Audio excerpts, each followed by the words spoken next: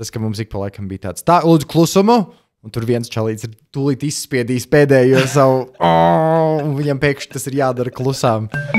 Labrīt, labdien, labvakar visiem, kas klausās šo mana podkāsta pirmo sēriju.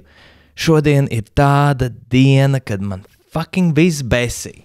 Jums ir kādreiz tā, saule spīd, es esmu vesels, viss man ir labi manā dzīvē, nauda ir, bet ir fucking besis. Tāpēc, ka es neesmu šodien sēdējis telefonā vēl, un telefons ir tas opīs, tas knupītis, tā apuk, kā mana mamma vienmēr sauc to par apuku, nevis knupīti. Es nezinu, vai vēl kāds ir dzirdējis šo vārdu, parasti visi apmulst, bet telefons ir mana apuka, telefons ir mans knupīts, kas nomierina manas iekšējās emocijas, principā noslāpē, lai es tās nejūtu.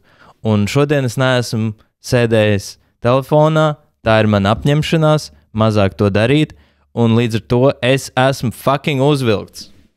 Es jūtu to visu besi un aizskaitinājumu, kas acīm redzot manī visu laiku iekšā bija, bet šobrīd akūtāk. Nu tā, sveiciens visiem Roberta Silova podkāstā. Jā, Roberta Silova podkāsts, es neizdomāju labāk nosaukumu par šo, tāpēc, ka man sauc Roberts Silovs un šis ir podkāsts.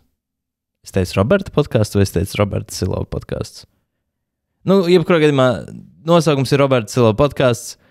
Es uztaisīju galviņu, kas man ļoti patīk. Tas izklausās nepareizi. Es uztaisīju galviņu, kur... Nē. Jūs redzēsiet, vai dzirdēsiet tie, kas tikai klausās nedaudz vēlāk. Un tas nav tā, kā tas izklausās. Tiešām būs labi, jūs būsiet apmierināti. Šodien sērijā Vilhelms Karlsons, improvizators, reperis, seriāla templis, galvenās lomas atveidotājs. Interesants prāts Vilhelms. Vienmēr labi uz pirmo sēriju uzaicināt improvizatoru, jo viņš vienmēr teiks jā un. Tas ir viens no improvizācijas likumiem. Teikt jā un akceptēt ideju, ko ir teicis tavs pārinieks, un pievienot kaut ko klāt šai idejai. Vēl ko es gribēju pateikt, saruna nedaudz lēnāk sākas, bet tad viņi pamazām ieskrens, un sarunas otrajā daļā mēs jau, manuprāt, esam ļoti interesantā teritorijā. Tā kā izbaudi, skaties, klausies!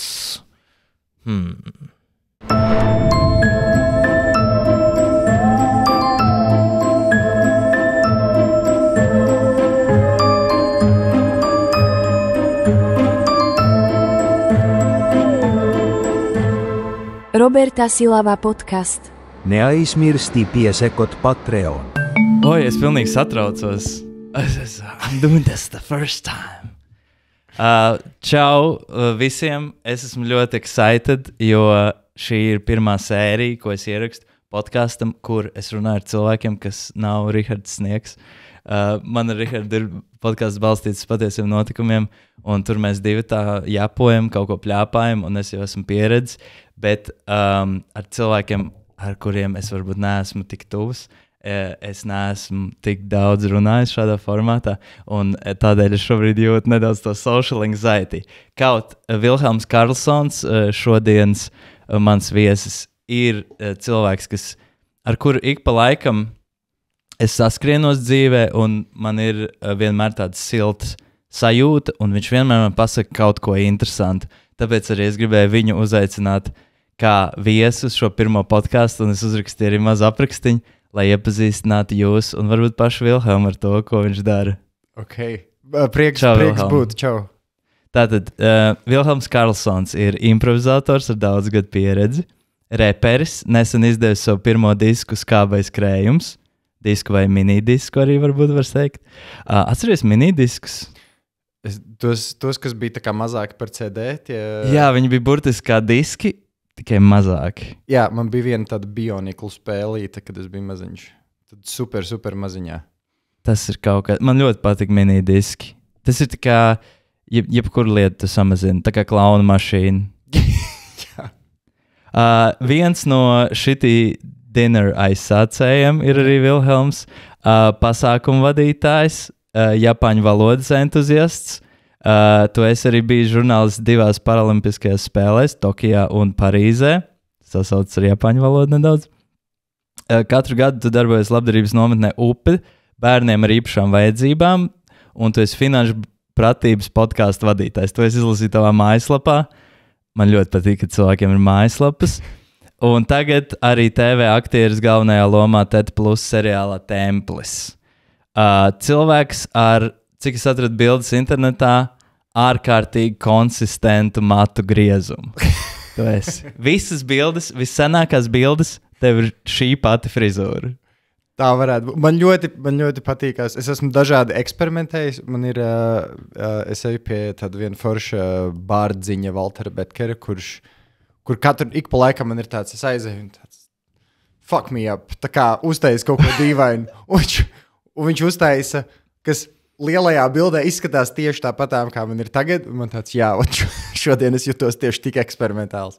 Wow, tiešām šis ir katru reizi tāds, dari, ko gribi, eksperimentē, un sanāk absolūti. Jo tur senākās bildes bija, es nezinu, tas ir 2014. gads, 16. aptuveni tā.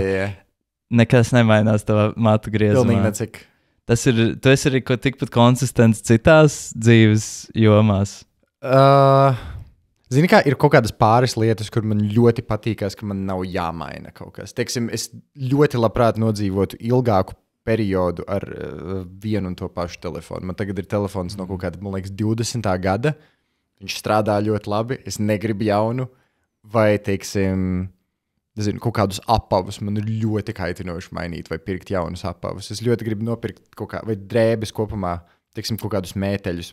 Es ļoti labprāt nopērku vai dabūnu kaut kādu mēteli vai apavus, kas ir forši, izturīgi, lieliski, un tad es labprāt viņus nekad mūžā vairāk nemainītu. Ja man viņi dara, ja man viņi patīk, viss done, finito. Tā problēma ir atrisināta, es varu pieķerties kaut kam citam. Bet vai tu gribi burtiski to pašu pāri, vai tu gribi pieturēties pie modeļa?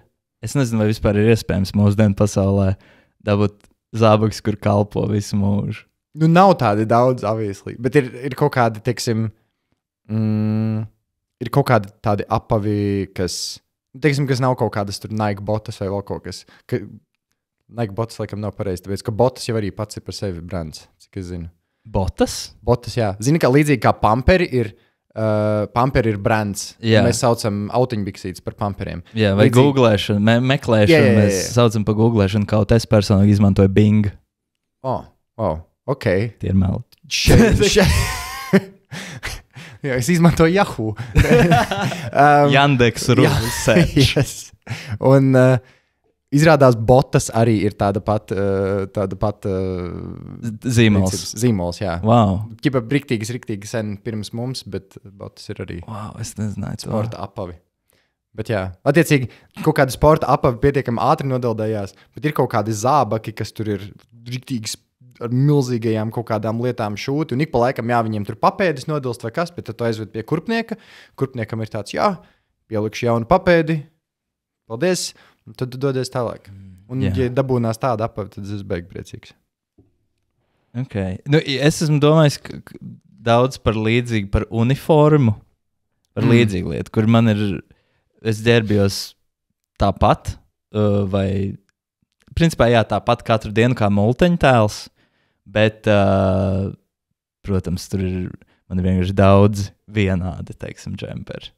Daudz vienādas biks. Viens tas pats modelis, vai ne? Un tad es varētu ģērbties tā. Es vēl, protams, neesmu atradis tos īstos items, tās īstās lietas. Bet vai tev ģērbšanās stils tiešām ir, tu iedvesmojies no, tā doma ir uztaisīt sevi par multeņu tēlu? Nu, multeņu tēliem vienmēr ir viens tērps. Jā.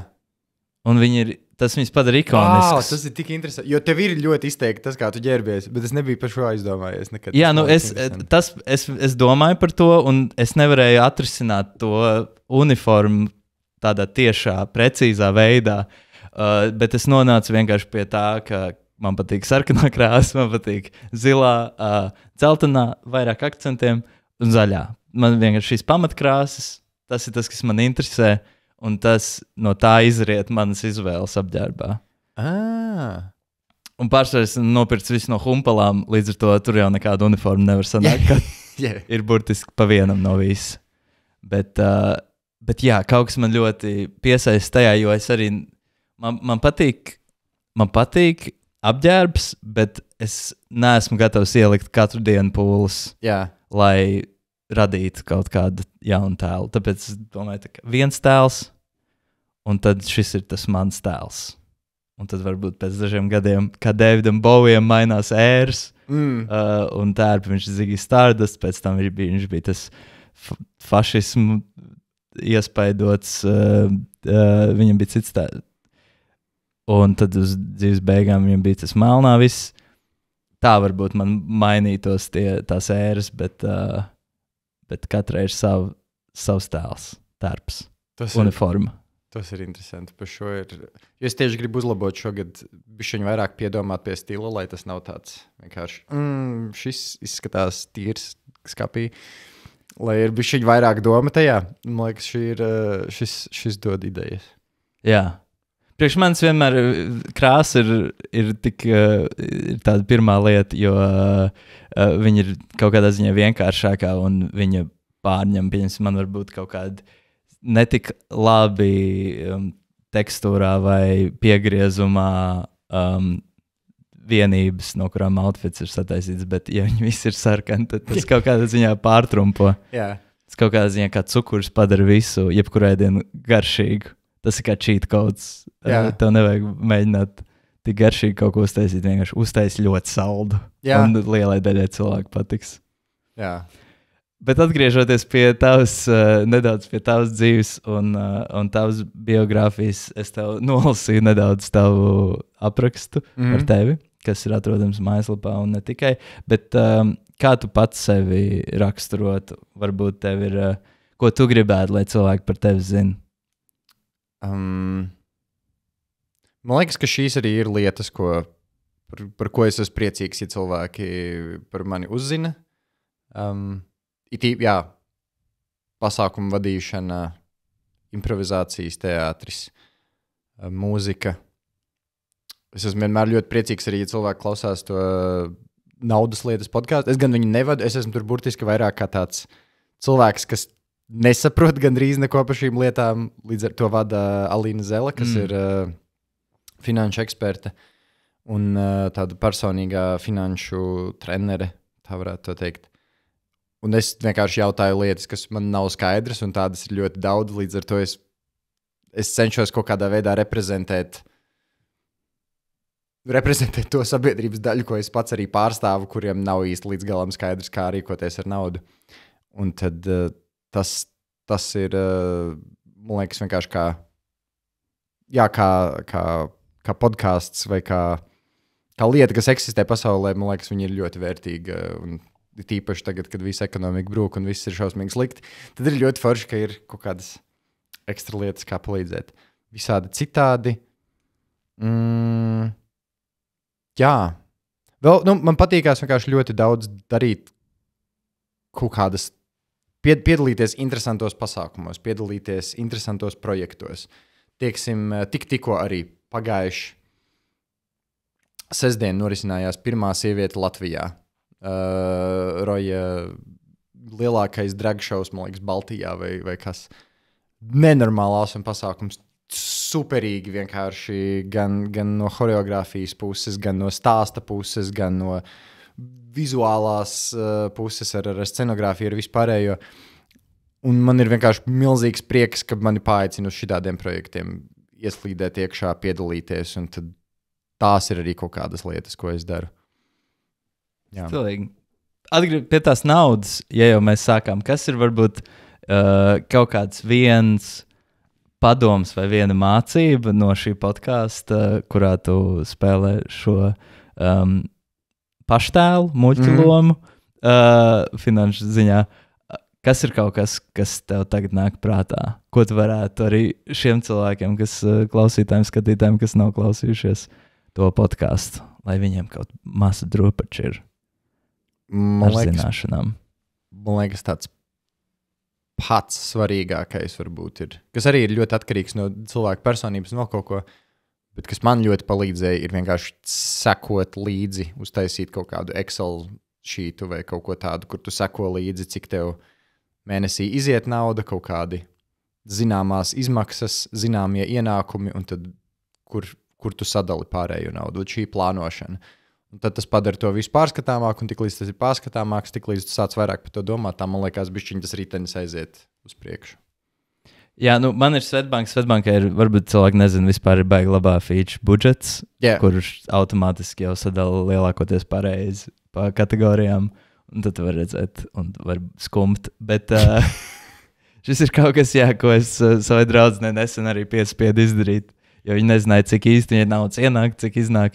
Un tur vajag nedaudz piespiesties, lai paskatītos. Un es pierreizu pačakoju savus pēdējos mēnešus, jo es to nebiju darījis kādu laiku. Tas bija tāds bēdīgs vakars, skumjš, bet arī ļoti nepieciešams un svarīgs. Tā kā es varu tikai piekrist šim padomam. Šis ir labs padoms. Ar bēdīgiem vakariem uz skaistiem rītiem. Par ko tu gribēji kļūt bērnībā?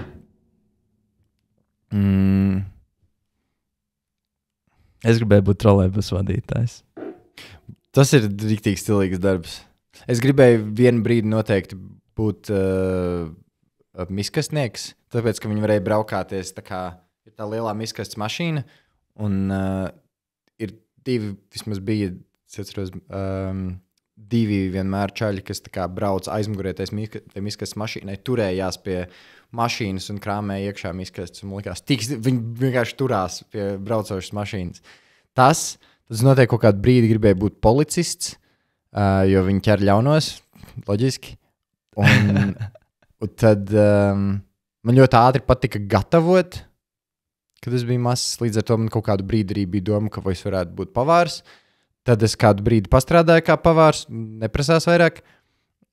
Katrā ziņā ne kaut kādā... Cik ilgi? Cik ir kopā? Nav baigi ilgi. Tādā mazā kafejnīcā es pastrādāju kā pavārs kaut kādu gadu, pusotru varbūt. Un tad es aizgāju uz uz restorānu 3, bija tāds Vecrīgā 3 pavāru māsas restorāns. Tur es nostrādāju, tur es vienkārši aizgāju kā praksē, aizrakstīju viņiem, vai es nevaru iet tur strādāt bez atalgojuma un mācīties, gatavoties. Tur es kaut kādu, man liekas, pusgadu nostrādāju. Un pēc tam es vēl nostrādāju restorānā Entresol kaut kādu pusgadu apmēram. Kā pavārs. Ok, interesanti. Un tad, jo restorāns Entresol ir, kur notiek šitī dinner. Jā. Pastāst, varbūt kā tas saistās, varbūt sāc ar to vispār, kas ir šitī dinner. Šitī dinners ir tāda konceptu vakariņas, kur tu atnāc un tev tiek piedāvātas 3 kārtu maltīte. Un viss apkalpojošais personāls ir būtībā improvizācijas teātra aktieri, kur mēs pusotru stundu tevi nesam ārā dažādos veidos. Notiek lietas, kurām vienkārši nevajadzētu notikt labā restorānā.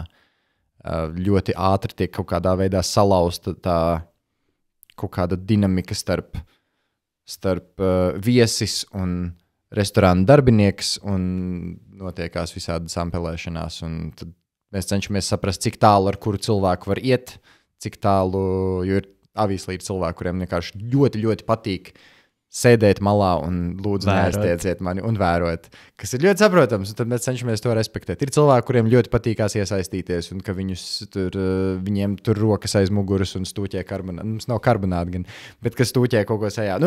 Mēs cenšamies tādā veidā izdabāt, un visādas kaut kādas lietas pa labi, pa kreisi notiekās. Un kā radās tā ideja? Kā tas viss sākās? Tas sākās ar to, ka... Jo šis ir arī, es gribēju pieminēt vienkārši, šis ir ļoti populārs pasākums, jā. Šobrīd, jā. Viņš ir vienmēr tajā dāvana servisā, kad, ja es ieeju dažreiz tur, viņš ir pirmajā lapā parasti.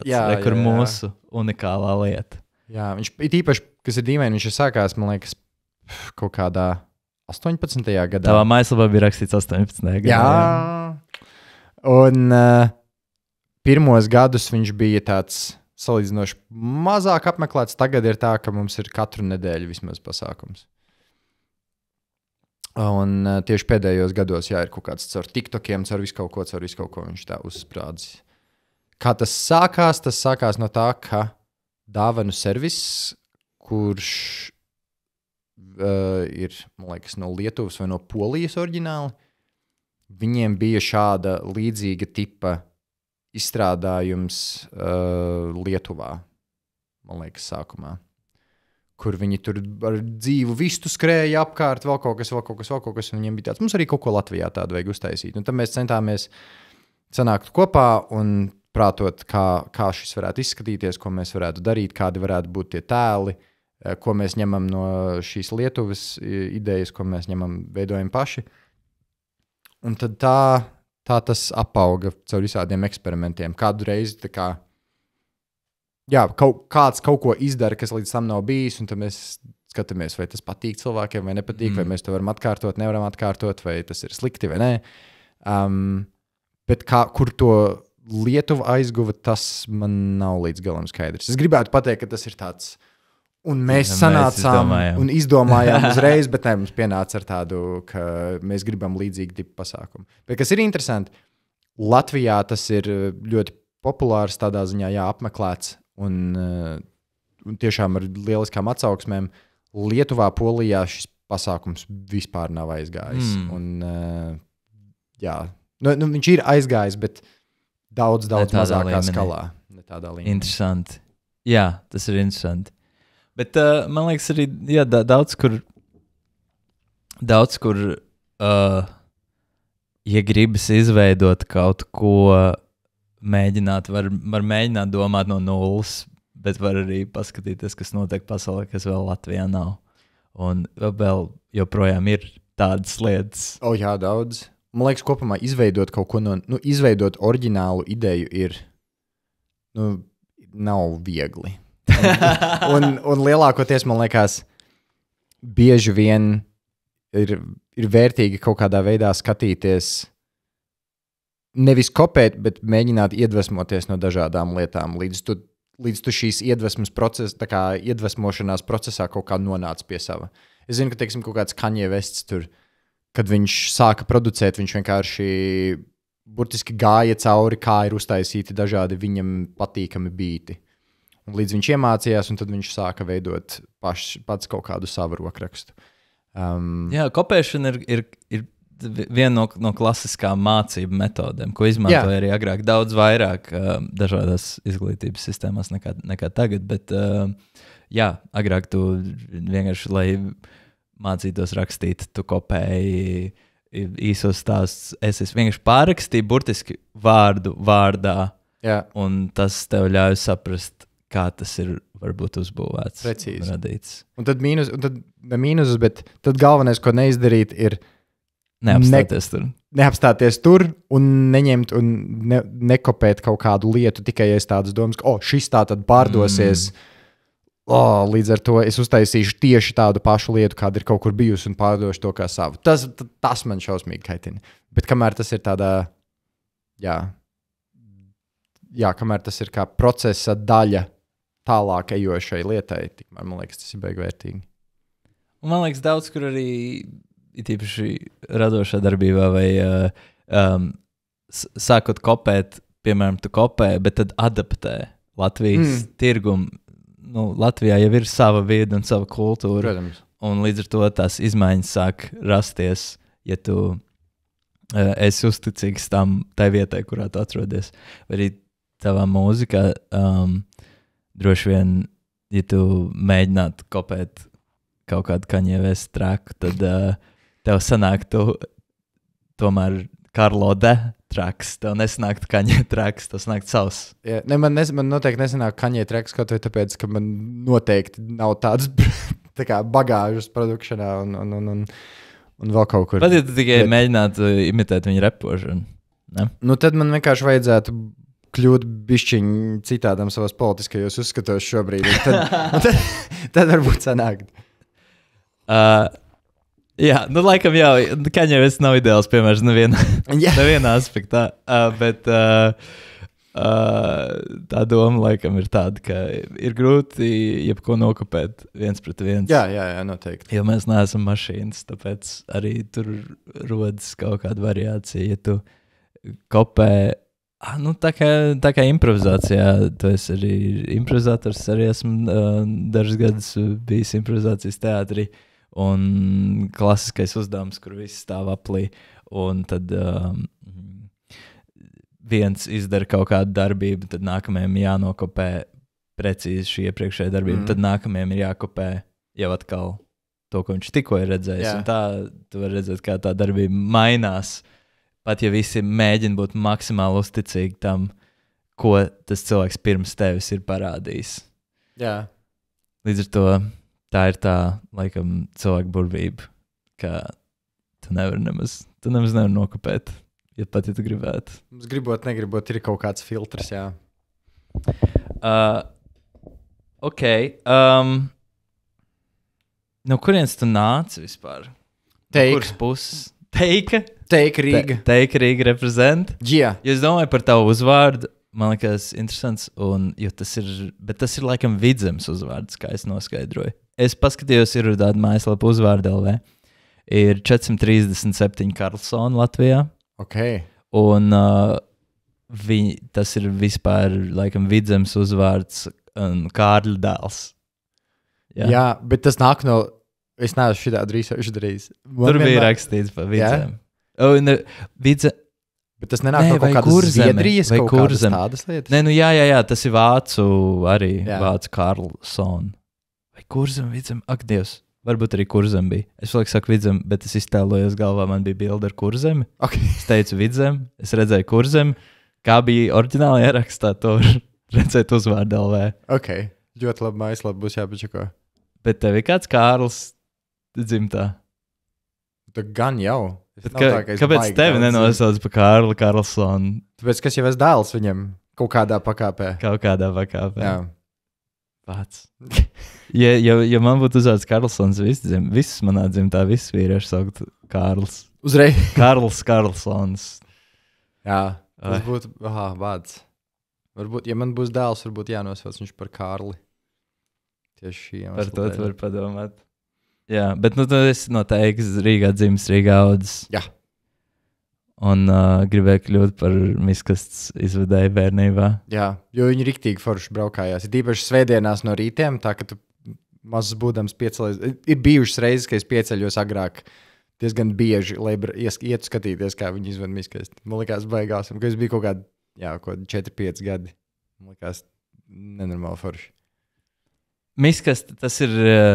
kaut kas, varētu teikt, zemākais, kas ir kaut kas smirdīgs un pilnīgi pretstats tam ir templis, kurā mēs nākam ar tīrām pēdām. Tāpēc, kā tu novērtē man pārēj? Tas bija lieliski. Jo tu esi galvenajā lomā seriālā Templis, Ted Plus, un šī bija pirmā tava, cik es saprotu, šī bija pirmā tava loma pieredze televīzijā, seriālā, kino. Jā. Tādā ziņā milzīgs paldies visai komandai, ka visiem, kas viņu veidoja, ka uzticējās, ka kaut ko tādu iedod. Pirmā tāda noteikti tik liela kaut kāda, kas nav būtībā vai nu kaut kāda reklāma, vai tas nav kaut kāds tur studentu īsfilma vai kaut kas tāds. Tā pirmā veida tāda projekts. Un baigi, es nezinu, vai visos projektos tādos ilgtermiņa ir, bet nenormāli, man tik jautri gāja, man tā patikās. Tā, ka tu aizēji uz filmēšanas dienu, tev ir priekšā tur, nezinu, kaut kādas 11 stundas filmēšanas, un ir tik vienkārši jautri, jūs ejat tur ķokojaties pusdienās, visi tur kaut ko smējās, blablabla, un tad pie reizes jūs kaut ko arī nofilmējat, bet kopumā ir vienkārši tāda ļoti, ļoti patīkama gaisotne. Ok, tu nebija nekādas steigas skriešanas. Bija, bet tāpēc, ka visu laiku kaut kas kavējās, bet ņemot vērā, ka lielākā daļa visa tā, man liekas, darba uzstādījuma, tā sūrā darba, kur ieiet vislielākais laiks, man liekas, ir gaismotāji, skaņa. Viss tas, kaut kāda scenogrāfija. Es aizēju, mums ir īsa aina, salīdzinoši īsas ainas tur. Tekstu ir diezgan viegli iemācīties. Tad tu aizēji, norunā savu, jūs uzfilmējat kaut kādus pāris teikus, ja nu vienīgi nav tur kaut kāda ļoti, ļoti sarežģītā aina. Un Un tad tu dodies tālāk, un tu skaties, kā viņi tur ņemās. Tā kā, man liekas, jā, gaismotāji, skaņu režisori, tā ir man liekas, vis tāda intensīvākā profesija šajā jomā. Un kā tu nonāci vispār, kā tas viss sākās, kā tevi uzrunāja, vai tu biji uz atlases? Es gribu dzirdēt visas detaļas par procesu. Tā tad klausies. Tas sākās ar to, ka kaut kad vasaras sākumā vai pirms vasaras viens no šī šova idejas autoriem ir Raivis Vidzis, ar ko es spēlēju arī šitī dinerā. Un tad viņš uzzvanīja, pateica, ka jā, ir būtībā tiek filmēts kaut kāds šovs, šobrīd ir aktieru atlase, aizsūti arī tu kaut kādas, vai ar tevi sazināsies, ja tev ir interese piedalīties, un tā kā būs proves. Provēs vajadzēja uzfilmēt, man liekas, 1 vai 2 minūšu video monologu. Video kādu kačājies. Jo tas ir seriāls par tiem, kas nezinu, par sporta zāli. Jā, pēc tam vajadzēja aizsūtīt savu dienišķo kaloriju izrakstu, kā te nofačēt šķīvi. Un vajadzēja 10 reizes pievilkties. Nav viegls uzdevums. Nav viegls uzdevums, bet pēc 3. reizes, kad es nevarēju vairāk, tad man ļāva palikties. Tad movie magic. Jā, precīzi. Viņi filmēja tikai tos stieņu augšu. Nē, vajadzēja ierunāt 2 minūšu monologu, nofilmēt sevi ar 2 minūšu monologu, iejūtoties attiecīgajā tēlā, kādā, uz ko tu piesakies, vai kuru tev piedāvā kā tavu pieteikumu. Un tad pēc kaut kāda laika paziņoja, ka jā, ka... Ok, tad nebija pēc tam dzīvās atlases nebija. Tev bija tāds video, un tad viss viņi pieņēma. Un vajadzēja režisoru pārgulēt, bet tas, man liekas, visiem vienmēr ir tas beig. Nē, tas laikam standarts. Jā.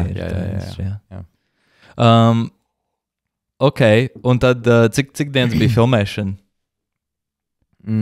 Būtībā viss jūlijas. Bet ne katru dienu. Kopumā, man liekas, mēs to visu izdarījām. Vai tieši man bija 13, 14 kaut kādas filmēšanas dienas. Okay. Tas nav nemaz tik maz. Parasti jau ir riktīgi jāskrien tiem seriāliem. Jā, 13, 14, nē, tas arī nav daudz. Bet kur jūs filmējat? Tā bija funkcionējoša sporta zāle, kurā paralēli notika kaut kas, vai jūs bijat agri no rītiem, vai vēl vakaros, vai kā tas viss strādāja? Pārsvarā tas bija agri no rītiem, sākot kaut kādos 7, 8, un tad attiecībā atšķirībā no tā, cik ilgi iet tā filmēšana, dažreiz tas bija līdz kaut kādiem 10 vakarā, dažreiz daudz ātrāk. Ok, bet tad tā sporta zāle tajā laikā darbojas? Jā. Tā ir sporta zāle Dambo, kas ir uz ganību Dambja. Un paralēli tur nāca cilvēki un sportoja. Nu, un kā tas strādāja? Tas bija interesanti. Tāpēc, ka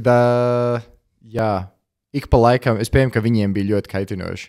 Tas, ka mums ik pa laikam bija tāds, lūdzu, klusumu, un tur viens čalīts ir tūlīt izspiedījis pēdējo savu, un viņam pēkšņi tas ir jādara klusām. Tā kā... Viņš ir kļuvis par aktieru. Viņš gribot kļuvis par aktieru. Un bija arī kaut kādi cilvēki, kuri pēc tam tur ļoti labprāt arī piedalījās kaut kādos masu skatos vai vēl kaut kas attiecīgi, ja mums pēkšņi vajadzēja. Bet jā, tā sporta zāle funkcionēja, un viņi funkcionē vēl tagad. Jā. Ļoti labi. Un gan jau vēl ir pieplūdums ar klientiem. Bet, bet jums filmēšanai netraucēja, nebija tā kā apturā apstājas viss uz mirkli. Bieži vien, ka tas tā kā, te cilvēki jau, kur nav nolīgti, kur negrib tur obligāti būt, nevienmēr piedalās un ievēro to klusumu, kad tu viņam saki klusums. Tas jā, bet man liekas, tā ir tāda salīdzinoši maza sporta zāle, līdz ar to visi cilvēki, kas tur iet, ir savstarpēji kaut kā viens otru pazīst un ir tāda ļoti, ļoti draudzīgas tā komuna. Līdz ar to tas vispār netraucēja. Tas, kas traucēja, bija tas, ka ik pa laikam garām ielai brauca vienkārši mocis pēc moča, un tie ir tie, kuriem ir uzlikt, es nezinu, papildus basi vēl uz izpūtēji. Un šī lieta ļoti daudz reizes traucē. Teiksim, īpaši ir kaut kāda aina, un tur notiek kaut kāds dialogs, un mēs esam tūlīt galā ar dialogu, un viss bijis ļoti labi, un pēkšņi... Tā kā, jā, tas ik pa laikam bojāja. Un kā ar tavu aktieru procesu? Vai tu esi apgūsi improvizāciju, vai arī vēl kaut ne tikai improvizācijas, aktieru meistarības, kaut kādas prasmes? Uz kaut kādām atsevišķām nodarbībām ar aktieru mākslu, bet kopumā tā ir improvizācija tīri. Un stundas pie spoguļa, kad neviens cits nav apkārt un negrib draudzēties, un tad tā ir grimases. Tas ir, es teiktu, tie ir 90% viss tā darba. Bet ne, ir ļoti interesanti redzēt un censties saprast, kā lielā mērā tas tēls, ko es attēloju, ir ar daudzām paralēlēm, kas ir man, bet arī dažādos veidos ļoti, ļoti svešas kaut kādas īpašības.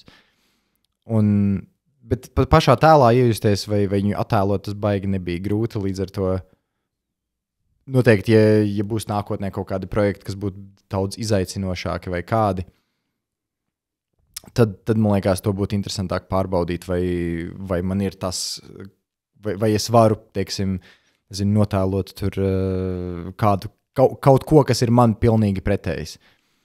Bet vissarežģītākās lietas bija, teiksim, notēlot kaut kādas, emocijas vai kaut kādus notikumus, kas man kopumā ir sveši, kur man ir grūti iztēloties, kā es reaģētu dzīvā situācijā. Ir viena aina, kur es lieku drēbes skapītī, un es aiztaisu skapīšu durvis, un iepratim stāv kails vīrietis, kas ēda hotdogu un skatās uz mani. Tā kā pāris centimetrus attālumā. Un es ļoti ilgi, man bija milzīgas pārdomas sevī, ko es darītu tajā brīdī, kā es reaģētu, kas ir adekvāta reakcija, un kas ir tas, ko cilvēki saprast ar adekvātu reakciju. Vai tas ir atlec nost ar tādu, kas tas tāds ir? Bet es šaubos, ka es tā reaģētu. Man liekas, ka visticamākais es būtu izbrīnīts, es neapšaubām būtu,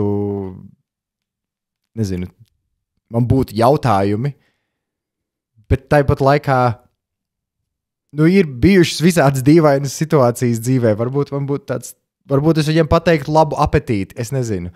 Un tā ir tik ļoti tāda dīvaina situācija, uz kuru reaģēt, ka man nebija līdz galam skaidrs. Un es pēc tam lielu daļu dienas prātoju, kā tas var būt, ka es nemāku uz šitādu situāciju noreaģēt. Kā es varēju... Jā, man bija kaut kādas iekšējas pārdomas, pārdzīvojumi par to, ko man darīt. Kā es varu nezināt šādu situāciju? Kā es varu nezināt šo standarta situāciju? Man liekas, ja tu būtu aktieris ar lielu pieredzi, Daniels Day-Lewis vai kaut kas tāds, tad, lai izpētītu šo, tev vajadzētu aiziet sporta zāli ar hotdogu un būt tam kailiem vīrietim. Un tad vērot... no otras puses. Un tad vērot, jo tu vērot, kā cilvēki reaģē. Jā. Tā tu varētu izpētīt to droši vien. Šis ir, man liekas, ļoti labs ieteikums, ko tev pa īstam vajadzēja darīt. Jā. Ja paveiksies un Templim būs 2. sezona, un ja būs līdzīgas ainas, es ceru, ka cilvēki man neiesūdzēs. Pie reizes tas ir labs promo seriālam. Jā, noteikti. Tur noteikti labi rakstīgi var sanākt. Jā. Pie reizes var dabūt kaut kādu sadarbību ar tur Circle K vai kaut ko tādu. Tad tu gribētu vēl filmēties? Jā, ļoti labprāt. Tad, kad es beidzu vidusskolu, man bija doma iestāties, es pieteicos uz 2 aktierskolām, abām Anglijā. Tajā brīdī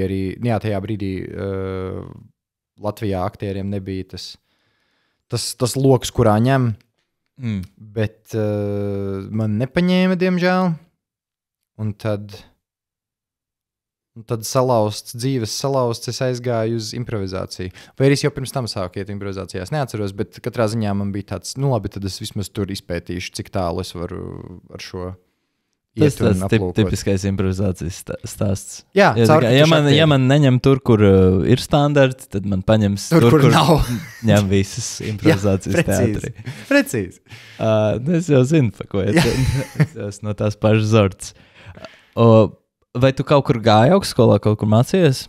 Jā, es 1 gadu nomācījos filozofijā. Punkts. Jā, tur arī tas stāsts beidzās. Tas ir interesanti. Man viena draudzene būs arī 1 gadu nomācījies filozofijā. Nopietni.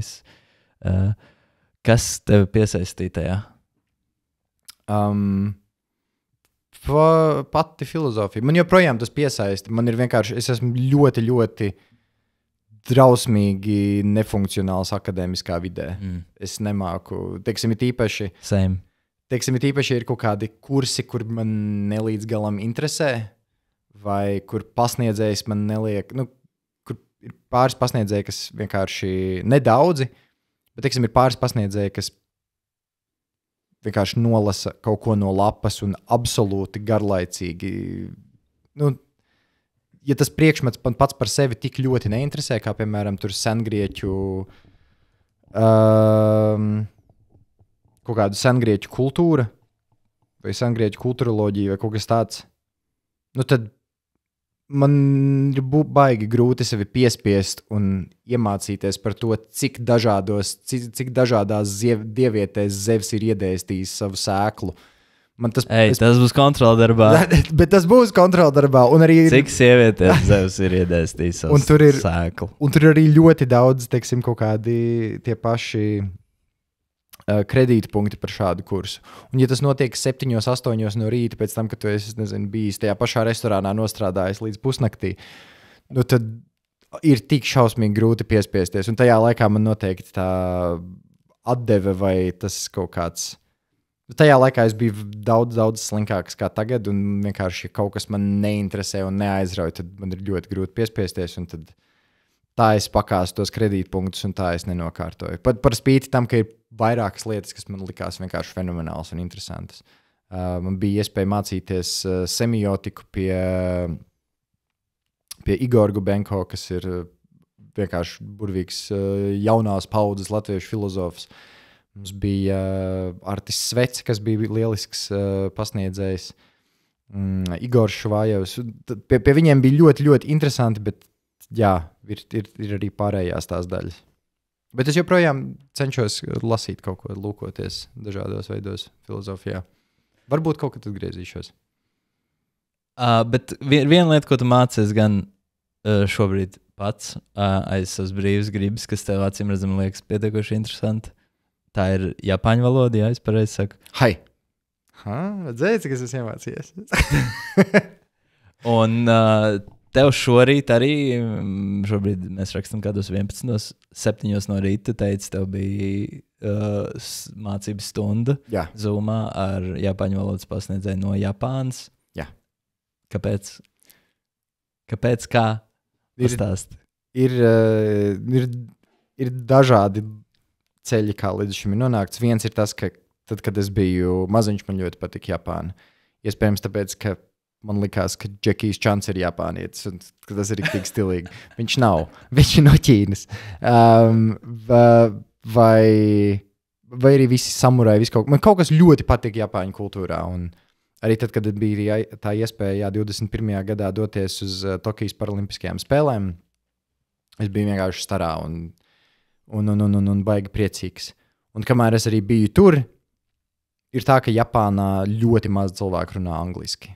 Tīpaši kaut kādās veikalos, tur vēl kaut kur. Tur nevis tā, ka ļoti slikti runā, bet jūs varat kaut kā saprasties, bet ir tā, ka jūs nevarat saprasties. Un tad es paņēmu Duolingo, lai pamācītos vismaz kaut kādas tās pirmās frāzes. Un tad, kā dažreiz aplikācijas to mēdz darīt, pēc tam, kad ir beidzies free trial, tev paņem no gada novelk nost. Un tur es attapos ar to, ka man ir jāmācās tagad gadu Duolingo japāņu valodu.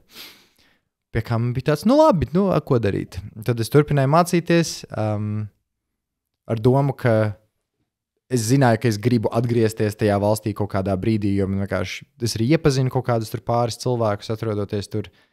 Un gribās atgriezties, un tad es vienkārši turpināju to, tā teikt, to pavedienu ritināt un skatīties, kur tas aiziet. Un tad pirms kaut kāda gada bišķiņ vairāk es sāku arī pie privātu skolotājiem iet. Un kā tu viņus atradi? Dažādi. Tur arī ir ļoti daudz kaut kāds veiksmes faktors. Teiksim, aiz 23. gada kaut kur ziemā ir viens Instagram konts, kam es sakoju, kas taisa kontentu par Japānu un kā ir būt par kaut kādiem arī dažādiem, teiksim, rasistiskiem stereotipiem vai viņu, vai Japāņu kaut kādas sabiedrības daļas centieniem būt an ally un to darīt ārkārtīgi nepareizā veidā, teiksim. Tas ir Rietumnieks, kas taisa šo. Jā. Tas ir čalīts no Anglijas.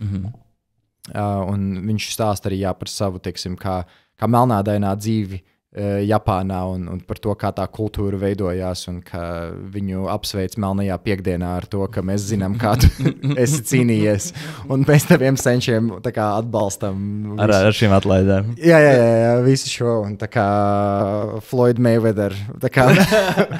un tad viņš bija ielicis kaut kad, viņam pieder arī sava Japāņu valodas skola, ko viņš ir uztaisījis internetā, kas ir tāda ļoti street smart gandrīz, vai kur ir tāds ļoti mazāk tāds skaistais veids, bet vairāk tāds, ko actually cilvēki tā kā saka, it īpaši jauni cilvēki.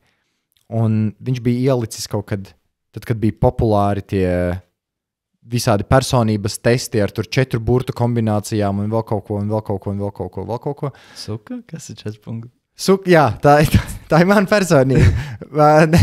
Kuce, tu esi kuce. Tu esi sūds. Wow. Malki 5. Bāc. Damn it. Bet bija kaut kādi, kur tu varēji izpildīt, kas bija, vai tu esi introverts vai ekstraverts, vai tu esi tur... Myers-Briggs, viss tas INTP, tas... Jā, šitais ten. Un viņš bija ielicis, ka pirmie 3, kas uzminēs viņa to personības testu, tie dabūs tur cik tur pa brīvu nodarbības. Un viņam ir nenormāli daudz, viņam kaut 150,000 sekotāji, tāpēc man bija tāds, bet es redzēju, ka viņš to ir ielicis pirms 3 sekundēm, līdz ar to man sākumā vajadzēja uzzināt, kas tas ir pa testu, un tad man bija tāds, pēc izslēgšanas metodas. Un man kaut kādā veidā likās, ka pēc tā, kā viņš veido saturu, un pēc tā, kā es veidotu saturu, vai es veidoju saturu, man bija tāds, skaidrs, ka viņš ir introverts, un visi pārējie bija likuši, ka viņš ir ekstraverts, tur vēl kaut kas tev. Un es biju viens no pirmajiem, kas uzminēja to 4 burtu kombināciju, un viņš tiešām man uzdāvināja 10 nodarbības savā skolā, kuras iepazinos ar vienu meiteni, kas to pasniedza. Arī tāda ļoti, arī pilnīgi citā daļā Japānas viņa ir dziedājusi, viņiem ir tā teikt, tādas idol grupas, kas ir būtībā tā kā K-pops, kā J-pops, bet daudz vairāk uzsvars uz deju kustībām, choreogrāfiju, paralēli dziedāšanu un ļoti maz oriģināla dziesmas. Ļoti dīvains koncepts, bet tas ir huge kaut kāda lieta. Un tad es kaut kādas, 10 plus nodarbības nogāju pie viņas, kamēr man bija pa brīvu, citādi tas ir. Un tad viņi to mācīja dejot, dziedāt covers populārām Japāņu dziesmām. Riktīgi, tur atgāja visu šitie un viss kas, bet un pēc tam es aizgāju pie viena latvieša, kas arī ir izveidojis mācību skolu Japāņu valodai. Tad valodas skola Rei, man liekas, saucās. Mārtiņš Zariņš būtībā. Kurš joprojām piedāvā. Un tas ir daudz sakarīgākās naudās. Tad tiešām interesanti, cik daudz dzīves būvējas uz tīras sakritības. Nenormāli daudz. Jo es atgriežos, man interesē par to, piemēram, shitty dinner, kāpēc tur droši vien bija kaut kāds pazīšanās, kāpēc pie jums atnāca runāt, vai... Tur bija tas, ka... tās pazīšanās jau arī ir kaut kādā ziņā sakritība. Jā. Tur bija, tajā brīdī es spēlēju improvizācijas teātrī Tītrī, un tad nāca pie visa Tītrī, kā veidot to konceptu. Tad mēs izveidojām kaut kādu piedāvājumu, un viņiem bija tāds, kaut kas tur tā, kaut kas nē. Bet viņiem laikam patika, kā es spēlēju vai piedalos visā tajā pasākumā. Līdz ar to viņi gribēja, ka es turpinu ar viņiem sadarbību, bet pats Tītrīs nē. Un tad viņi aizgāja pie pāris spiedienu improvizatoriem, tad mēs kopā sanācām un tur prātojām, kas kur kā. Bet jā, ļoti daudzas sakritības. Ir arī kaut kāda sakritība saistībā ar tavu mūziku un repošanu?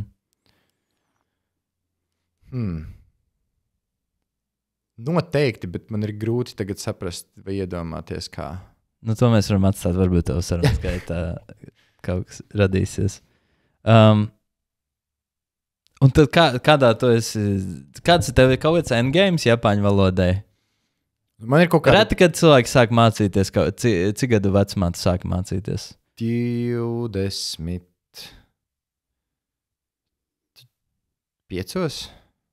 Ok, tas vēl nav tik vēl. Zini, bet vienā brīdī jau tas, ko es tur mācīšos, jau jaunu valodu, man jau tuvojas 30. Nu tad, jo ar katru nākamo gadu samazinās tas cilvēku skaits, kas sāk mācīties jaunu valodu. Ir. Bet man liekas, kopumā cilvēki ļoti pierod pie tā, ka, ar to, kas man ir, tad ir fine. Un ļoti maz cilvēku mācās ekstra kaut kādas lietas. Bet ir tik ļoti daudz visādas, kaut kas, ko apgūt. Mēs burtiski varētu visu mūžu nomācīties kaut kādas random lietas. Teiksim, nezinu, tur. Arī tas, ko vakarā runājam, ka ir iespējams, teiksim, ir tik daudz veidi, kā iemācīties sevi, teiksim, izpaust dažādos veidos, vai tā ir zīmēšana vai kas. Noteikti, ka, ja mēs tagad sāktu abi iet kaut kādā, nezinu, mākslas skolā mācīties visur šo zīmuli, skatīties vēl kaut ko, zīmēt cilvēka sejas un vēl kaut ko, tas mācīšanās process gan jau, ka būtu ilgāks, kā ja mēs to būtu sākuši darīt 5-7 gados, bet tāpatām tas ir iemācāms, un tas ir vērtīgi atrast kaut kādus jaunus veidus, kā izpausties, jaunus veidus, kā kaut ko saprast dzīvē. Man liekas, ka tur ir, citādi ir baigi garlaicīgi. Tev patīk tev piesaist mācīšanās process? Interesants mācīšanās process, jā. Jā. Kopumā vairāk jā kā nē. Un man liekas, ka tur ir... Man ļoti patīkās tā sajūta, ka tu kaut ko tagad vari vai kaut ko tagad zini, ko tu iepriekš nezināji vai iepriekš nevarēji. Un man kaut kādā veidā liekas, ka tā ir būtībā visiem cilvēkiem. Kāpēc ir arī tik ļoti kaut kādi TikToki vai Instagrami, kas ir... Kāpēc kaut kāds tas fuckinais 5-minute crafts ir tik milzīgs? Tāpēc, ka tu noskaties un tagad tev ir tāds... Izrādās, ka ja es paņemu urbī, ielieku stiepli un sāku griezt skrūvi, tad es varu izgriezt to skrūvi ar stiepli. Kas ir tas ir tāda ārkārtīgi nišas lieta, kas ir iespējams viena no nepraktiskākajām. Bet tas pats fakts, ka tu uzzini, kā var kaut kas funkcionēt citādi, kā iepriekš tas ir funkcionējis, tā ir tāda ļoti patīkama sajūta. Tu to aizmirsti. Jā. Tu to aizmirsti, bet tajā brīdī, kad tu to iemācies, tas ir patīkami. Un man liekas, ka uz šo patiku pret iemācīšanos vienkārši bišķiņu vajag vairāk kūrēt un stumt, tā kā piekoriģēt, lai tas ceļš ir sakarīgāks, nevis bāžot stieples urbjos, bet, teiksim, iemācoties valodu vai iemācoties zīmēt vai tur, nezinu, apgūstot kodēšanu, ko var izdarīt mūsdienās pa brīvu. Iespējams, to nevajadzēs baigi darīt, tāpēc, ka to izdarīs mākslīgais intelekts, bet, šie procesi ir... Man viens čoms, kurš viņš bija te pašā jomā, video veidošana, te pašā jomā, kurā es, un tad pār 30 jau viņš bija nostrādājis 10+ gadus šajā jomā, viņam bija laba alga un tā, un viņš nomainīja visu, un tagad viņš ir junior programmētājs kādā uzņēmumā. un ir pilnībā sāk jaunu ceļu.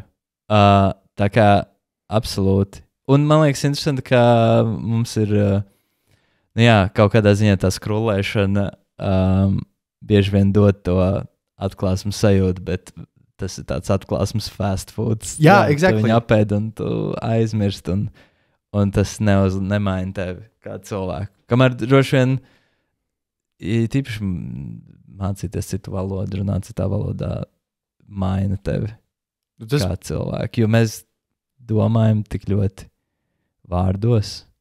Ļoti. Un man liekas, Latvijā, dažādās valodās viens un tas pats vārds, man liekas, tu uz to paskaties pilnīgi citādi. Man liekas, vienmēr tāds foršs piemērs, kas man nāk prātā, ir latviski viesmīlis. Viesu mīlis. Cilvēks, kas mīl viesus. Angliski tas ir waiter. Kāds, kas tiek gaidīts, vai kāds, kuru tu gaidi. Vai uz kādu gaidi. Nē, vai waiter. Jā, es nezinu. Vispār tas ir smieklīgi, es nebiju domājis par to. Bet jā, un man liekas, šitādas kaut kādas gaidītājs. Jā, gaidītājs. Un šādas kaut kādas valodas nianses ļoti, man liekas, bagātina kaut kādu veidu, kā lūkoties uz lietām. Kas ir interesanti, Japāņu valodā viņiem ir ļoti spēcīga kaut kāda tā sociālā hierarhija, arī runājot divatā, un viņiem ir vesela valodas, tā teikt, valodas tāds gabals, kas ir veltīts pieklājīgai runāšanai, kas saucās keigo, kas būtībā ir dažādos veidos, dažādos, tā teikt, intensitātēs es varu tevi uzrunāt, sevi noliekot lejā, tevi paceļot augšā, vai arī mēs varam divatā runāt par trešo personu, kuru mēs paceļam augšā vai tur noliekam lejā. Un tas man liekas interesanti. Kā, teiksim, nezinu, tā vietā, lai es teiktu, tur, Roberts, skaties, es varu teikt, Robertson, lūdzu, graciozi veries šajā virzienā. Tik ļoti kaut kā tādā veidā ietērpt, un tas ir, jā, tur ir kaut kāda baigā feature. Ok, šeit jau iedeva man rāmi gandrīz, vai jā, kā tu vēlies, lai es varos, ko nozīmē šī interakcija. Jā, interesanti. Tagad tu esi bezdarbnieks. Jā. Nosacīt, es tāpatām vadu pasākumus, tāpatām ir kaut kādas lietas, bet tagad tāds dienas darbs nav.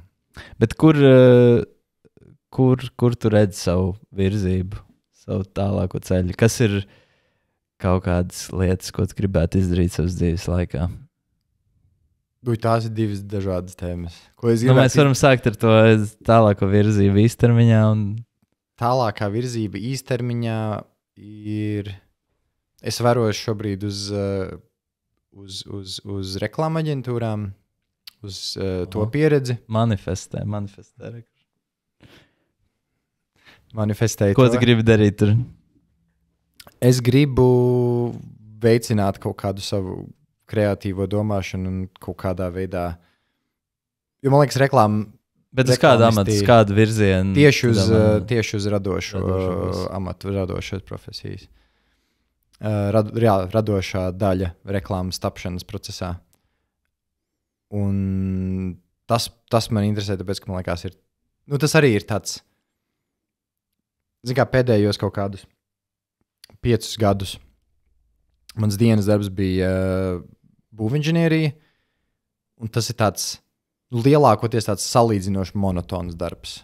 Tu sēdi, tu rēķini, tu sēdi, tu rasē, un tur nav baigais actions. Kas vispār, man liekas, visiem, kas noklausies līdz šim brīdim, šis ir arī pagrieziens šajā sarunā. Starp citu, es sēžu un rēķinu, sēžu un rasēju. Tas ir tas, ko es daru ikdienā. Jā, bet es kaut kādā veidā ļoti pats sevi disociēju ar to, un es noteikti neesmu tur augstākās raudzes inženieris. Bet kā tu vispār to sāki? Tu neesi gājis augstskolā, par to mēs noskaidrojām. Tas ir aiz tā, ka es iemācījos visu darbā arī. Ļoti liela daļa no šī darba ir programmas. Tev ir jāsaprot, kā darboties ar programmu, bet tev ir jāsaprot, kur šī programma, teiksim, kļūdās, vai tur, kur tev ir jāpārbauda, tev ir jāzina, kā praksē slodzes veids ietekmi uz objektu. uz kaut kādu, teiksim, manā gadījumā tās bija jumta kopnes. Kā tur kādos gadījumos tur, nezinu, sniega sanesums būs tur lielāks, mazāks, kādos gadījumos ir jāņem vēl kaut kādi papildus apstākļi klāt. Bet tas ir, pirmkārt, tu strādā ar ļoti, ļoti gudriem cilvēkiem, kuriem tu vari pajautāt lietās, kurās tu nesaproti. Jā. Tur es nonācu, tāpēc, ka vienkārši bija 20. gads, beidzās pasākumi, jo vienkārši bija ierobežojumi, un tad man vajadzēja atrast kaut ko, kur kaut ko darīt, un tad es arī caur lielā mērā caur pazīšanos man piedāvāja, tāpēc, ka viņiem bija ekstra darbs, viņi zināja, ka es esmu tur nepilnīgs analfabēts matemātikā un ar kaut kādām zināšanām fizikā, un tad caur to. Tev ir spēcīgs analītisks prāts. Mošs, es nezinu. Tā es teiktu. Bet kā tev tas palīdz vai traucē citos dzīves aspektos? Analītisks prāts? Jā. Tas ir... Tas šķiet diezgan, lai darītu arī šādu darbu, sazinoši racionāli analītiski pieeja, ir nepieciešama neloģiski izsakot ķēdītei ar domām, noteikumiem un tā tālāk. Man liekas, ka tas varbūt lielākoties kaut kādā veidā traucē caur tādu ļoti, ļoti lielu paškritiku un pārdomāšanu, ka 1000 reizes, kaut vai, teiksim, rakstot kaut kādus tekstus, man ir ļoti grūti dziesmai pašam sev nospraust kaut kādu gala termiņu un rakstīt un, teiksim, samierināties ar to, ka šis izklausās tā, kā tas izklausās, un ka varbūt, man ir grūti izslēgt to, ka, noteikti var labāk. Garantēti var labāk. Pat ja es apzinos, ka visticamākais ar savām kaut kādām prasmēm ka es esmu tāpatām ierobežots un iespējams šis ir labākais, ko es varu radīt, bet ir kaut kāda tā doma, ka nē, noteikti tur ir vēl kaut kas, ko slīpēt, noteikti tur ir vēl kaut kas, ko izdarīt. Un man liekas, ka tā analītika man šitien baigi ir spieķis iekšā. Nē, koks spieķos. That's overthinking. Nenormāli. Par šito ten. Jā, kaut kādas. Es nezinu, bet man ir aizdomas, ka tev ir līdzīgi, cik es esmu ar tevi runājis, ka tev arī ir šitais kaut kā attur kaut kādas lietas. Jā, man liekas, ja es pārāk ieeju savā galvā un es mēģinu bieži vien strateģiski izdomāt, tas traucē man saslēgties ar intuīciju. Un nonākt kaut kādā plūsmā, flowā un flow state'ā. Vai ne? Vai arī, kas man liekas, ir ļoti daudziem cilvēkiem, lai radītu kaut ko labu, ir neizbēgami jārada ļoti daudz arī drausmīgas lietas. Visticamākais. Absolūti. Un man ir ļoti grūti kaut kā ar to samierināties. Ka tā kā man ir ļoti grūti kaut kā vienkārši radīt lietas kvantumā ar tādu, man ienāca ideja, es pat neģeģošu, vai tā ir tur visģeniālākā vai kāda, bet es viņu vienkārši izdaru, es aplūkoju, kā es šo ideju varu realizēt, un tad dodos pie nākamās. Man vajag kaut kādas vēl 1000 reizes pārdomāt, bet varbūt šitais nebūs tik labi, varbūt šitais nerezonē, vai vispār vai es tiešām šādi domāju, un tad es ieslīgstu kaut kādā tādā midzenī. Jā, ir grūti vajag atdalīt to rediģēšanas fāzi vai analīzes fāzi no radīšanas fāzes. Un ir grūti, ja viņi saslēdzas pārāk kopā, jo ir iemesls, kāpēc rakstot vai jebko darot rediģēšanu nāk pēc uzrakstīšanas. No sākuma tev vajag pirmo draftu, lai pēc tam viņu editot, bet ja tu sāc katru teikumu pārrakstīt, kamēr tu viņu raksti, tad tas ir mūžīgs iesprūdums. Jā, absolūti. Tas ir interesanti.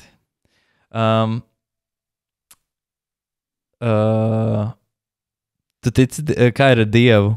Tu esi ateists? Es esmu baigi ieinteresēts šajā tēmā. Viena īstenībā no lietām, ko es esmu apsvēris kaut kad doties studēt, ir reliģija pētniecība. Es noteikti neesmu dievticīgs. Es esmu ļoti daudz tuvāk ateistam. Kaut kas visticamākais uz tāda agnostiķa puses. Es nezinu, vai tas ir latviešu vārds. Var teikt agnostiķis latviski. Tas cilvēks, kurš atsakās izdarīt secinājumus. Jā. Izvairīšanos no atbildības. Ja tāds varbūt, jā, varbūt nē. Jā, es gribu kaut kad izlasīt Bībeli, kaut vai tāpēc, ka tā ir vislielākā reliģija šobrīd pasaulē, vienmēr iespējams bijusi pasaulē tāda. Un tas kā literārs darbs vienkārši ir diezgan interesants, kur ir vienlaikus tik ļoti, ļoti sapistas lietas, it īpaši vecajā derībā, kur man liekas interesanti, kā. Un vienlaikus tur ir arī tā pati doma, ka, teiksim, mīli savu kaimiņu, vai, teiksim, dari otram labu, vai tur pagriez to otru vaigu. Tā jau ir principā vairāk jaunā darība. Tā ir vainā darība, jā. Kur, un tur ir arī daudz kaut kādas labas lietas, un noteikti nevar, ir grūti to paņemt un nostādīt kā tikai kaut ko ļaunu, bet man vairāk tāda ļaunuma daļa. Nē. Tas ir, ko... Man interesē arī tā ļaunuma daļa, bet man interesē vienkārši, kā var būt, ka viens šāds literārs darbs, vai varbūt tas nav tikai šī darba dēļ, bet ka tas tā pavalk cilvēkus. Vai arī, teiksim, Korāns līdzīgi, ka kā var būt, ka tu, man liekas fascinējoši, ka tu dzīvo ar tādu pārliecību, ka šis ir tas, Dievs ir teicis, un tā tam būs būt. Man ļoti kaut kas interesē šajā visā procesā, un es kaut kādā veidā varbūt bišķiņ apskaužu, ka varbūt man bišķiņ, pat gribētos, dabūt šo kaut kādu pilnīgo pārliecību, ka ja es lūkšos 3 reizes dienā, ja es darīšu to un to, ja es palikšu tur šķīsts līdz kāzām vēl kaut kas, ka tad man būs labāka dzīve. Tā ir tik tāda fenomenāli milzīga pārliecība, ka man tas liekas, ka tu balsti visu savu dzīvi uz to. Tas ir ļoti interesanti. Tev ir atbildes. Jā, tev ir atbildes. Jo it īpaši mēs tikko runājām par to analītisko overthinking, tam ir raksturīgi tikai jautājumi. Tev ir jautājumi, un neviena atbilde tevi neapmierina. Jā. Piemēram, rakstot dziesmai tekstu, ja tu uzrakstīji 4 rindas, un tad pārraksti viņas, tātad tevi nav apmierinājusi šī atbilde, ko ir sniedzis tavs jautājums, kā es uzrakstīšu 4 rindas, un tad tu esi tajā mūžīgā nepārliecinātībā, un tā ir viena lieta, kas ir arī, kad es esmu vērojis un bijis apkārt ar īsti ticīgiem, reliģiskiem cilvēkiem, kristiešiem, kas ir pārliecināti, viņiem ir tāds bieži vien tāds gaišs miers par to, ka viņi zina atbildes. Jā. Atbilde ir skaidra, tev uztraukums ir pazudis. Man ir viens ļoti tāds dīvains stāsts saistībā ar reliģiju. Kaut kādā 2018. gadā man piedāvāja, es aizbraucu uz kristiešu nometni Somijā, sev nezinot. Tas ir tas īsā versija. Garā versija ir tāda, ka man piedāvāja, es pat neatceros, kā es sakontaktēju šo cilvēku, bet no, liekas, Stradiņiem kaut kāds profesors ar tādu, mēs taisam Erasmus Plus projektu, tur internacionāla konference ar vairākiem cilvēkiem no dažādām valstīm, kur mēs runāsim tur par aktualitātēm, par labdarību, par tur politiku, par vēl kaut ko. Bija tāds nice, interesanti daram. Tad es kaut kādā brīdī aizgāju uz, viņam bija tāds, atnāc tur satiksimies, mums būs arī kaut kāds barbecue pa dienu. Tīri vēl kaut kādi cilvēki, kas jau ir bijuši šajā apmaiņas programmā, ir kaut kādi cilvēki, kas arī braukš šajā dienā. Un es netiku uz to visu barbecue, bet man bija tāds, es varu tā kā sākumā atbraukt, iepazīties. Un tad viņš, tā bija kaut kāda studentu viesnīca, kuras viņu satiku, un viņš tāds stāstīja. Jau tur? Nē, vēl Latvijā. Vēl Latvijā. Un viņš pats runā angliski, viņš stradiņos māca, kā, man liekas, no Amerikas nāk. Kas arī interesanti, viņš ir fizikas doktors, kas tieši par astrofiziku pasniedz, kas man liekas vienkārši fenomenāli. Bet, viņš tur ved cauri tai dienestu studentu viesnīcai ar tādu, vienkārši līdzīgi šādai vietai visticamākais arī mēs dzīvosim tur. Te ir kaut kāda datortelpa, vēl kaut kas. Protams, kapela. Tad ir vēl kaut kādas lietas. Man tāds, ok. Tad viņš rādīja, ka ir kaut kāds video no iepriekšējā gada, un tas video ir kaut kāda dziesma, un viņi bija uztaisījuši dziesmas videoklipu, kas bija nenormāli cringy, tāds ļoti Backstreet Boys, bet ar dīvainu reliģisku piesitienu, un man bija tāds, toži, ka cilvēkiem ir bijuši iedvesmi to uztaisīt. Tajā laikā es zinu, ka vēl salīdzinoši nesen daudz man pazīstami gāja uz šitiem kā saucās,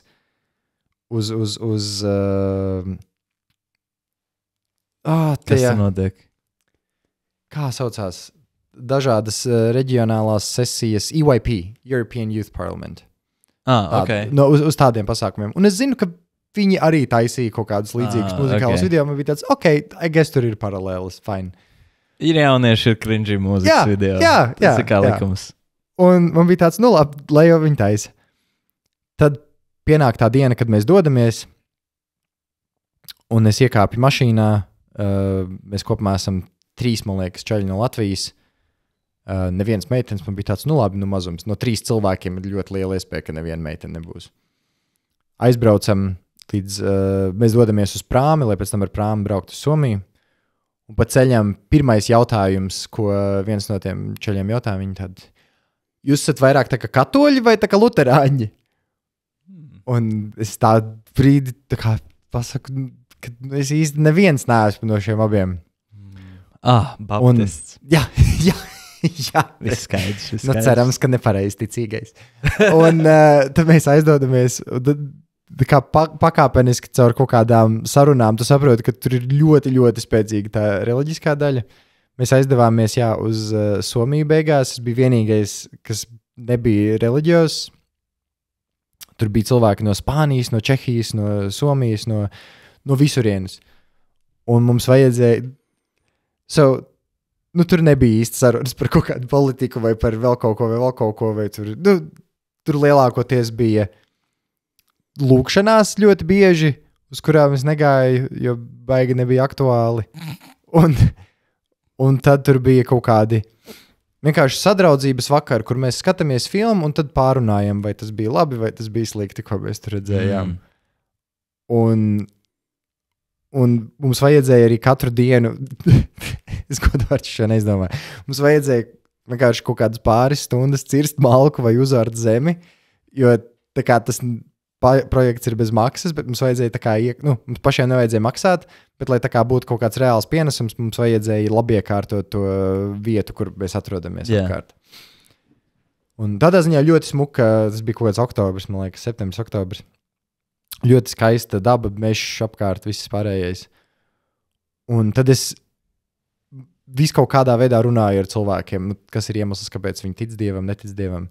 Un kas man pārsteidz un bišķiņ likās, ļoti daudziem tā atbilde bija tāda, ka, es ticu, lai nonāktu paradīzē. Obviously. Ka dienas beigās tur ir tas burkāns, pie kā tu tiecies, ka nevis tāpēc, ka tu fundamentāli piekrīti šīm lietām, un tas nav ar visiem obviously. Tur bija cilvēki, kuriem bija tāds, man kā šīs vērtības ir ļoti saprotamas un vēl kaut kas, un man liekas, ka šis ir labs, tur tā teikt, virziens dzīvei, bet bija ļoti daudzi cilvēki, kuriem bija tāds, jo es vienkārši gribu nemirstību. Es netaisos degt ellē, what the fuck? Kas bija baigi žēl. Jā. Ja tu notic tai sākotnēji premisei, tad jau it's no brainer. Jā, loģiski, tu negribi degt ellē. Ja tu esi pārliecināts, ka ir elle, tad loģiski, ka tev baigi necepīs. No pun intended.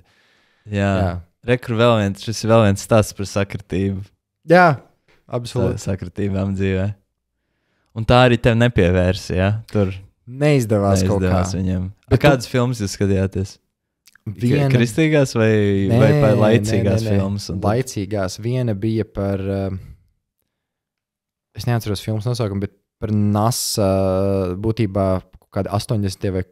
vai vēl pirms 80. Bet būtībā, kad NASA strādāja vai mēģināja sākt strādāt 3 melnādainas dāmas, kas bija absolūti ģeniālas, un kā pret viņām, cik ļoti liela spēcīga bija rasu segregācija tajā laikā Amerikā, un ka viņas darīja, ka viņas bija absolūti ģeniāli cilvēki, bet viņām vajadzēja iet speciāli tur, colored peoples labierīcībās, kas ir pilnīgi tur citā ēkas galā. Un visādi šitādi pilnīgi nevajadzīgi šķēršļi, un kā viņas tā kā ar savām zināšanām vēl kaut ko tur izsitās. Kas bija, tas ir iedvesmojošs un skaists stāsts, un bija arī interesanti vēsturiski to uzzināt, un tur baigi nedalījās domas, tur nebija. Tādā ziņā šie ticīgie cilvēki, lai gan visi bija baltādaini vīrieši, nebija neonacisti, kas ir patīkami.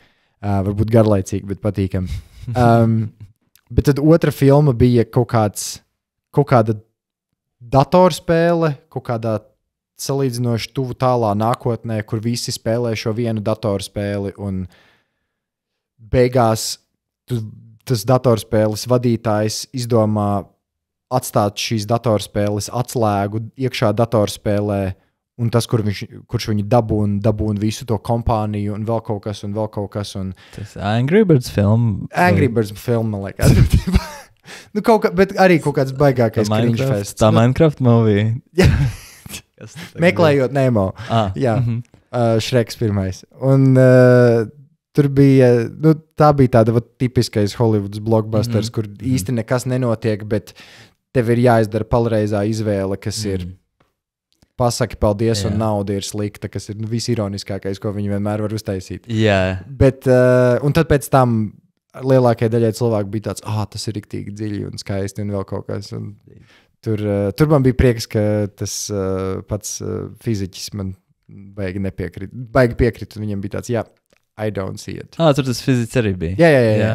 Kas arī, es viņam jautāju, kā var būt, ka tā kā, tu pēti to, kā sākās visums, un pie tā, cik daudz tu zini, es šaubos, ka tev ir tāds, ozgādi. Tas lielais sprādziens, bet pirms tam Dievs. Un viņš teica, ka to viņš, ka viņš netic, ka Dievs radīja tur visumu vai pasauli, bet ka tas viņam netraucē kaut kādā veidā pievērsties pārējām daļām Bībelē. Kas arī ir interesanti, ka tu kaut kādā veidā selektīvi atrodi, kas der, kas nedara. Varbūt tas ir labi, kāpēc tā nedarīt, bet ja tu pazīsti vairāk kristiešu, tev absolūti visi izvēlas selektīvi. Jā. Jo arī Bībele tik liela, un viņi var interpretēt dažādas vietas, dažādos veidos. Tur nav variantu. Visi ir selektīvi par to, kas viņam liekas svarīgāks vai nē. Bet es nezinu, man neliekas, ka ir baigā pretrunā par Dievu, ja tu to neuztver tik burtiski vai abstraktāk, un pasaules radīšana, fizikas noteikumiem un tā tālāk. Pilnīgi. Tā kā ir jau arī dažādas teorijas, gan par to, ka kaut vai Dievs radīja visumu, un tad viņš turpināja, un, protams, viņš joprojām ir klātesošs, un viņš pārauga katru lietu un visu kontrolē. Cik tas ir iespējams, cik viņš nepišās ar mūsu tur brīvo gribu. Ir teorijas, kas saka, ka Dievs izveidoja pasauli, un tad viņam bija tāds, deuces. Aizgāja čilot tālāk. Ir viss kaut kas. Vēl ir viss tās par demiurge. Par to, ka par ļauno dievu, kas izveidoja pasauli. Pasauli un valda par to. Un ka Jēzus īstenībā bija tas, kas mēģināja, tur arī ir par to, ka pasauli ir tik sapista un tik ļauna, ka to noteikti nevarēja izveidot mīlošs dievs, līdz ar to izveidoja šis demiurge. Un tad arī, ka Jēzus ir bijis tas būtībā sūtnis, lai pabrīdinātu par to, ka šis demiurge ir izveidojis pasauli, un tāpēc jums ir jāšķīstās savā dvēselē, lai tur...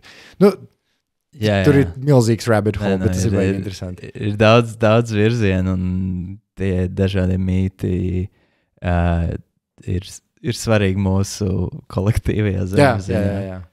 Un tā, bet, man arī, protams, izskauž tās... es esmu audzināts kā katolis, līdz ar to tā mitoloģija ir kaut kur manī ieost. Vai es esmu ticīgs tādā tradicionālā izpratnē? Nē, droši vien. It's complicated. Droši vien. Bet dažreiz ir arī mans skaudības cilvēkiem, kas ir gatavi atbildēm. Bet ja tu tiki audzināts kā katolis, tu atceries kaut kādu to lūzuma punktu, kur tev bija tāds... es neesmu līdz galam drošs par šo. Es gribēju būt priesteris bērnībā, mācīties dažreiz. Vēl pirms autobusu vadītāja? Šī bija sarunas pirmā daļa. Noklausīties sarunas otro daļu, turpinājumu, tu vari pilnībā par brīvu manā Patreonā. Tev tur tikai jāieraksta ēpasts, nav jāvada nekādas kartes, nekas tāds. Plus, tas ir labākais veids, kā mani atbalstīt. Ej uz silavs.lv vai arī spied uz linku aprakstā. Tas ir pilnīgi bez maksas. Patreonā ar laiku būs dažādi slepeni video, kas būs tikai tur pieejami, plus visu podcastu sēriju otrās daļas, plus īpašā ikmēneša vēstule no manis un dažādi citi labumi tikai izredzētajiem. Mans mērķis ar šo visu ir nedaudz atkritīties no algoritmiskajiem feediem. Ja tev patīk tas, ko es daru, pievienojies Patreon, atklājot, tas ir pilnībā par brīvu. Ej uz silavs.lv vai arī spied uz saites aprakstā.